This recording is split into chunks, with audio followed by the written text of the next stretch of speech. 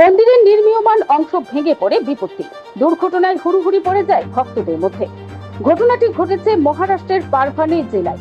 ধ্বংসস্তূপের তলায় অনেকের আটকে থাকার আশঙ্কা। পিটিআই সূত্রে খবর, এখনো পর্যন্ত 5 জনের মৃত্যু হয়েছে, সেই সংখ্যা বাড়তে পারে বলে আশঙ্কা।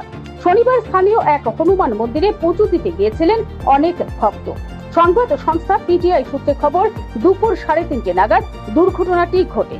স্থানীয় এক আধিকারিকের কথায়, ওই মন্দিরের বাইরের অংশের কাজ চলছিল, বাঁশ লোহার রড লাগানো ছিল, তার মধ্যে দিয়ে ভক্তেরা মন্দিরে পুজো দিতে যাচ্ছিলেন। আচমকা নির্মীয়মান ওই অংশে একটি বড় চাঙ্গর ভেঙে পড়ে।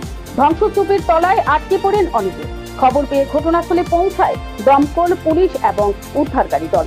দুর্ঘটনার কারণে ভক্তদের মধ্যে প্রাণ বাঁচাতে হুড়োহুড়ি পড়ে যায়। প্রত্যক্ষদর্শীদের একাংশের মতে, মন্দিরের মধ্যে ঠেলাঠেলি শুরু হয়, অনেকে ধাক্কাধাক্কিতে মেঝেই পড়ে যান, কেউ কেউ আবার পদদলিত হন বলেও খবর। উদ্ধারকারী দল ধ্বংসস্তূপ সরিয়ে উদ্ধারের কাজ শুরু করেছে। Bureau report, BTV Tripura news.